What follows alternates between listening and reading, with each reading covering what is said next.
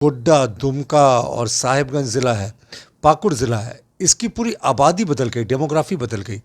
अब वहाँ मुसलमानों की संख्या में अप्रत्याशित वृद्धि हुई है।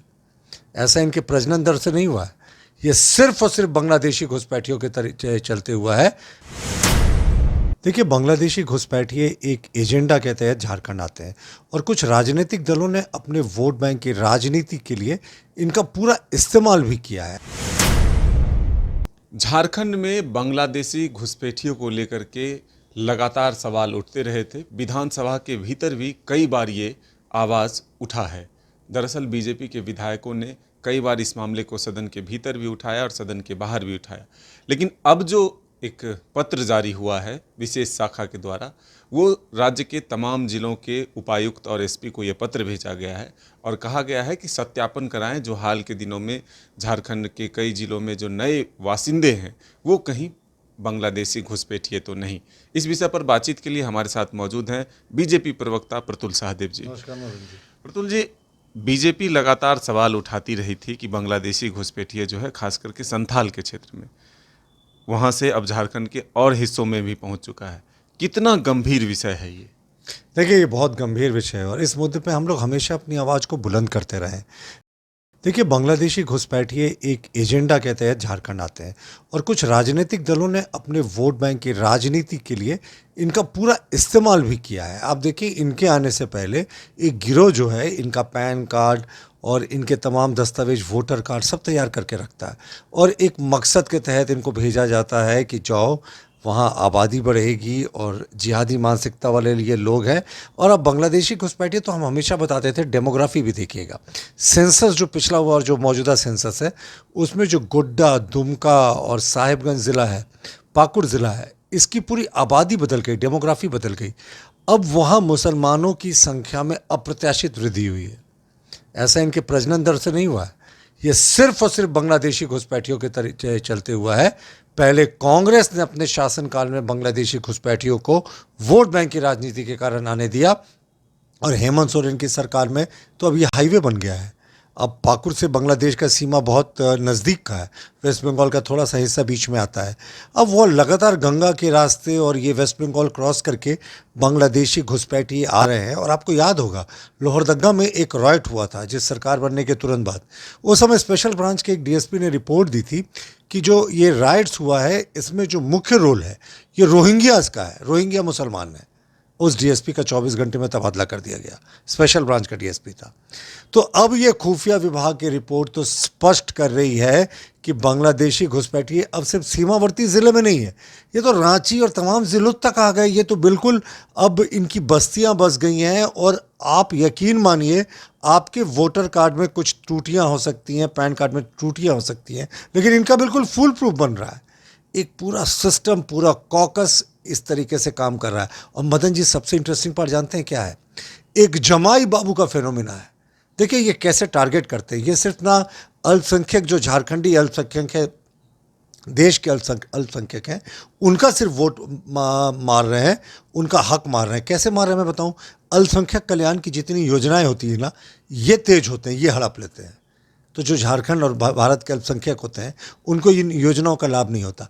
और हद तो तब हो जाती है जब पाकुड़, दुमका, साहिबगंज में जो वहाँ के ट्राइबल लड़कियों के लिए या सीटें रिजर्व हैं, वो मुखिया की बात करें, जिला परिषद की बात करें, उन पे ये उनको अपने प्रेम जाल में फांसते हैं, शादी कर लेते हैं। इनको तो 4-4 शादी अलाउड, तो इनको कोई फ़र्क नहीं पड़ता, एक पत्नी आदिवासी, और उसके ज़रिए वो सत्ता पे काबिज होते। ऐसे दर्जनों उदाहरण है, मैं नाम नहीं लेना चाहता, वरना मैं तो नाम लेके बता सकता हूँ कि पाकुड़, दुमका, साहिबगंज ज़िले में कौन कौन सी लड़कियां हैं जिनको इन्होंने प्रेम जाल में फंसाकर राजनीतिक सत्ता पर इन घुसपैठियों ने कब्जा किया। लेकिन एक और ये भी आरोप कहें तो हम सीधे तौर पर अब देखने को मिलेगा कि ये जो पत्र जारी हुआ है उसमें ये कहा जा रहा है कि नेताओं के संरक्षण से ही ऐसा हुआ है। बिल्कुल, हम सहमत हैं। आपको क्या लगता है, वोटर कार्ड उपलब्ध कराना, पैन कार्ड उपलब्ध कराना, और मुझे लगता है कुछ चीज़ों का अंदाज़ा तो आपको भी फर्स्ट हैंड होगा ही कि कितने आसानी से एक जो कॉकस है वो पैन कार्ड और तमाम चीज़ें बना देता है। तो ये इनके आने से पहले राजनीतिक संरक्षण में इनको वोटर कार्ड उपलब्ध होता है, इनको पैन कार्ड उपलब्ध होता है, इनको तमाम तरह के रेजिडेंशियल प्रूफ उपलब्ध होते हैं। और कांग्रेस ने क्या किया, सिर्फ वोट बैंक की राजनीति के लिए कि ये इनको वोट करेंगे, इनको एक प्रोटेक्शन देने का काम किया, और अब झारखंड मुक्ति मोर्चा वही कर रही है। तो अल्पसंख्यक वोटों के कारण इन्होंने झारखंड के अल्पसंख्यक, देश के अल्पसंख्यकों का हक मारा और इन बांग्लादेशी घुसपैठियों को उनका हक छीन कर दे दिया। लेकिन एक और महत्वपूर्ण सवाल कि जेएमएम कह रही है कि बॉर्डर सिक्योरिटी फोर्स केंद्र का है, तो केंद्र बताए, बीएसएफ बताए कि आखिर कैसे बांग्लादेशी झारखंड आ रहे हैं। और ये भूल जाते हैं कि स्टेट का जो लॉ एंड ऑर्डर है, स्टेट का जो पुलिस है, वो इनका है, ठीक है। बॉर्डर सिक्योरिटी फोर्स का कुछ इलाका है, पर वो पूरा इम्प्रेग्नेबल नहीं है। अगर आप गंगा के रास्ते घुस जा रहे हैं और आप देखिए वहाँ जो पाकुड़ का इलाका है और जो वेस्ट बंगाल का इलाका है और जो बांग्लादेश का सीमावर्ती इलाका है, वहाँ पे लोग के रहने का और वेशभूषा में बहुत अंतर नहीं है। तो कौन कब आ जाए ये बता पाना बड़ा मुश्किल है। मैं मानता हूँ बॉर्डर सिक्योरिटी फोर्स के कभी ऐसी संलिप्तता की बात आई है तो केंद्र सरकार ने कठोर कदम उठाए, लेकिन एक उदाहरण बता दें माननीय मुख्यमंत्री हेमंत सोरेन कि उन्होंने राज्य पुलिस के किसी अधिकारी पर कोई कार्रवाई की हो घुसपैठियों के कारण। और कितने बार वीडियोस आए हैं कि गायों को ये काटने के लिए ले जा रहे हैं थाने के सामने से बांग्लादेश की तरफ, और पुलिस बिल्कुल मूकदर्शक है। तो पुलिस तो इस सिस्टम में कुछ नहीं कर रही क्योंकि उनके राजनीतिक आंकड़ों का संरक्षण इन घुसपैठियों को है, और सिर्फ वोट बैंक की राजनीति। बीजेपी के जो बड़े नेता हैं बाबूलाल मरांडी, वो ये बार बार कहते हैं कि हमारी सरकार आएगी तो हम मिनी एनआरसी लाएंगे, खास करके संथाल के क्षेत्र में। तो क्या ये संभव है कि मिनी एनआरसी के थ्रू ये तय हो जाए कि आखिर सच में, अब तो ये पत्र ने बता ही दिया कि रोहिंग्या जो मुसलमान हैं, जो बांग्लादेशी घुसपैठिए हैं, वो आ चुके हैं, तो बीजेपी इसको आगे बढ़ाएगी? देखिए, एक बेसिक डिफरेंस समझना चाहिए। जिस समय पाकिस्तान से जो बौद्ध थे, जैन थे, धर्मावलंबी वो शिफ्ट किए, उनको ये दर्जा नहीं मिल पाता था कि वो देश के सिटीज़न हैं। हमारी सरकार ने केंद्र की ये बड़ा कदम उठाते हुए उनको जो नागरिकता है वो देने का काम किया। लेकिन ये घुसपैठी है, इनकी तो पहचान होनी भी चाहिए। और मुझे लगता है ना, ये मांग भारतीय जनता पार्टी कर रही है, माननीय बाबूलाल मरांडी जी लंबे समय से कर रहे हैं, निशिकांत भी कर रहे हैं, उस क्षेत्र के तमाम नेता कर रहे हैं, अब हमारे केंद्र के भी नेता कर रहे हैं। लेकिन ये मांग तो सबसे ज़्यादा माइनॉरिटी और मुसलमानों से आनी चाहिए। देश के जो मुसलमान हैं, जो झारखंड के मुसलमान हैं, उनका हक छीन रहे हैं। मैंने कहा ना, अल्पसंख्यक कल्याण की योजनाओं पर ये डाका डाल रहे हैं, उनका हक मार रहे हैं यहाँ के लोकल मुसलमानों का। ये जो घुसपैठिए हैं ये आते हैं और राजनीतिक सत्ता पे भी काबिज हो रहे हैं।